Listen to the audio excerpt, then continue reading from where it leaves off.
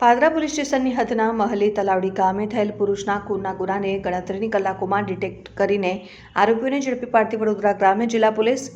તારીખ 19મી ડિસેમ્બર 2025ના સવારે પાદરા પોલીસ સ્ટેશનના મહલી તલાવડી ગામ જંબુસર પાદરા રોડની બાજુમાં રહેતા શનાભાઈ રાવજીભાઈ ચાવડાને કોઈ અજાણે ઈસમ તીક્ષ્ણ હથિયાર વડે છાતીના ભાગે જીવલેણ ઘા મારી મોત નિપજાવી નાસી ગયેલ એ રીતેનો મર્ડરનો બનાવ બનેલ હોય. ઉપરોક્ત ઈસમના અનડિટેક્ટ ખૂનના ગુનામાં પ્રથમથી જ મરણ ઈસમ ઓળખાયેલ હતો અને તેનું મોત નિપજાવનાર અજાણ્યા ઈસમને શોધી કાઢવા અને ખૂનનો ગુનો સત્વરે શોધી કાઢવા અર્થે માનનીય શ્રી સંદીપસિંહ પોલીસ મહાનિરીક્ષક શ્રી વડોદરા વિભાગ વડોદરા નાઓ દ્વારા જરૂરી સૂચના આપેલ. જે અન્વયે શ્રી સુશીલકુમાર અગ્રવાલ પોલીસ અધિક્ષક વડોદરા ગ્રામ્ય નાઓ દ્વારા ઓપરેશન પરાક્રમ અંતર્ગત ખૂનના ગુનાના આરોપીને સત્વરે શોધી કાઢવા અર્થે શ્રી મિલન મોદી નાયબ પોલીસ અધિક્ષકની પોલીસ ગ્રામ વડોદરા ગ્રામ્ય ડિવિઝન નાઓની આગેવાનીમાં પોલીસ ઇન્સ્પેક્ટર એલસીબી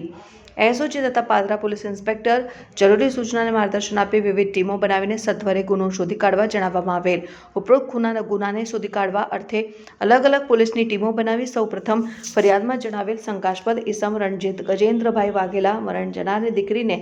અગાઉ ભગાડી ગયેલ હતો, જે બાબતે પાદરા પોલીસ સ્ટેશનમાં ગુનો નોંધાયેલ હતો, જેથી તે પ્રથમથી શંકાના દાયરામાં જણાઈ આવેલ. જેથી તાત્કાલિક સીસીટીવી ફૂટેજની ચકાસણી, ટેકનિકલ સોર્સ અને હ્યુમન સોર્સની મદદથી આરોપી બાબતે વિવિધ ટીમો દ્વારા તપાસ હાથ ધરવામાં આવેલ ને મહલી તળાવડી ખાતે એટલે કે મરણ જનારની ઘરથી થોડી નજીકમાં રહેતો રણજીત ગજેન્દ્રભાઈ વાઘેલા નામનો ઈસમ મળી આવતા પ્રથમ પોલીસ સમક્ષ ખૂનની કબૂલાત કરેલ નહીં, જેથી તેની પોલીસ દ્વારા સઘન પૂછપરછ કરી યુક્તિ પ્રયુક્તિથી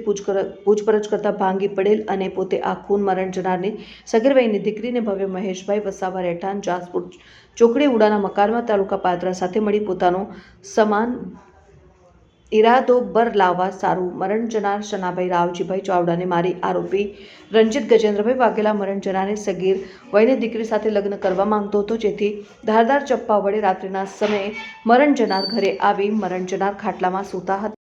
તે વખતે ઊંઘમાં જ આરોપી રણજીત ગજેન્દ્રભાઈ વાઘેલાએ ધારદાર ચપ્પા વડે મરણ જનારની છાતીમાં 2 જીવલેણ ઘા મારી મોતને ઘાટ ઉતારી નાસી ગયેલ અને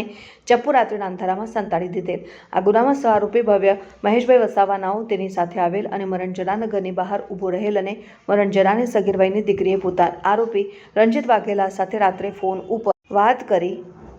ઘરની તમામ માહિતી આપેલ હોવા અંગેની કબૂલાત કરેલ. પકડાયેલ આરોપીમાં રણજીતભાઈ ગજેન્દ્રભાઈ વાઘેલા, ભવ્ય મહેશભાઈ વસાવા. ગઈકાલે પાદરા પોલીસ સ્ટેશનની અંદર એક મર્ડરનો બનાવ બન્યો છે, જેની અંદર victim Shanabhai Ravjibhai ચાવડાની dead body એમના ઘરની બહાર ચાકુ મારેલા ઘા સાથે પોલીસે મળી હતી. ઉડાનપૂર્વક તપાસ કરતા પછી પોલીસે આ મર્ડરનું ભેદ ઉકેલી કાઢ્યું છે અને એની અંદર હાલ સુધી 2 અક્યુઝની ધરપકડ થઈ છે, જેની અંદર મુખ્ય અક્યુઝ રણજીત ગજેન્દ્ર વાઘેલા છે અને એમનો મિત્ર ભવ્ય મહેશ વસાવા છે. આ બંને લોકોએ આ જો છે મર્ડર કર્યું છે અને મર્ડર કરવાનું કારણ આ જો વિક્ટિમ છે એમની ડોટર સાથે આ રણજીત ગજેન્દ્ર વાઘેલા ની ઉપર જુલાઈ મહિનાની અંદર એક પોક્સોનું કેસ રજીસ્ટર થયો હતો અને ઓગસ્ટ મહિનાની અંદર આ બેલ ઉપર બહાર નીકળીને એમની ડોટર જો છે આ મર્ડરનું પ્લાન ગયા 3 મહિનાથી કરતી હતી. આ જો મર્ડર થયો છે એના 2 દિવસ અગાઉ પણ આ મર્ડર કરવાના હેતુથી એમની ડોટર દ્વારા પોતાની મધરને અને પોતાને ફાધરને સ્લીપિંગ પિલ્સ આપીને એ ચેક કરીને બૂમ પાડી હતી કે ભાઈ એ ઊંઘી ગયા છે કે નહીં, બટ એમની મધર જાગી ગઈ હતી. તો 2 દિવસ અગાઉ આ કૃત્ય થયો નથી અને પરમ દિવસે રાત્રે સેમ ચીઝ કરાવીને આ લોકોએ જો છે આ મર્ડરને બહાર પાડ્યું છે.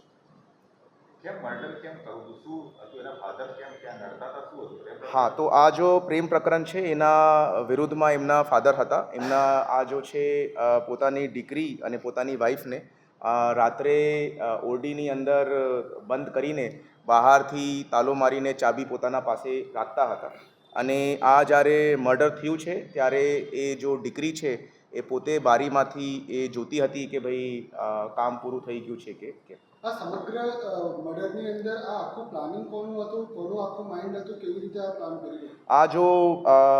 પ્લાનિંગ છે આ જો સગીર વયની એમની દીકરી છે એમનું અને મુખ્ય આરોપી રણજીત ગજેન્દ્ર વાઘેલાનું હતું અને એમનું પ્લાનિંગ એ જ હતું કે ભાઈ મર્ડર કર્યા પછી આ જો દીકરી છે તે પોતાના પ્રેમી રણજીત ગજેન્દ્ર વાઘેલા સાથે નાસી જશે. એ અત્યારે પૂછપરછ હાલ ચાલુમાં છે અને પોલીસે જો છે આ પિલ્સનું જો છે રિકવરી કરી લીધી છે અને કઈ જગ્યાથી ખરીદી કરી છે અને કેવી રીતે આ લોકોએ આ આઈડિયો લીધું છે તે બાબતની પૂછપરછ હાલ ચાલુ. કેટલા વાગે મર્ડર થયું, કેવી રીતના કયો હથિયાર ઉપયોગ કરવામાં આવ્યો? રાત્રે 2:30 વાગ્યાની આસપાસ આ મર્ડર કરવામાં આવ્યું છે અને એની જો છે એક ચાકુથી આ મર્ડરને પાર પાડ્યું છે. ટોટલ 3 જેટલા સ્ટેબિંગના વૂન્ડ્સ છે વિક્ટિમના ચેસ્ટના ભાગ ઉપર, છાતીના ભાગ ઉપર અને એવી રીતે આ મર્ડરનું અંજામ આપવામાં આવ્યું છે.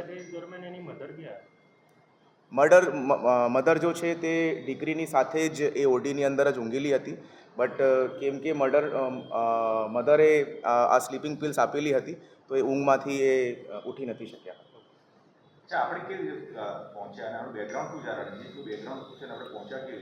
આ જો રંજીત છે તે છૂટક મજૂરીનું કામ કરી રહ્યો છે. જેવી જ રીતે આ મર્ડરની હકીકત પોલીસે જાણ પડી ત્યારે તમામ શકમંદ ઇન્ડિવિજ્યુઅલ્સને, પર્સન્સ ઓફ ઇન્ટરેસ્ટને સીસીટીવી કેમેરાને અને મોબાઈલ ફોનની પોલીસે તાત્કાલિક તજવીજ કરી અને એમનાથી ક્લુ મળતા પોલીસે આ રંજીત ગજેન્દ્ર વાઘેલાને પિકઅપ કરવામાં આવ્યું છે અને જો જરૂરી પુરાવાઓ છે આ મર્ડરને લગત એ બધી વસ્તુઓ પોલીસ દ્વારા જપ્ત કરવામાં આવી. આ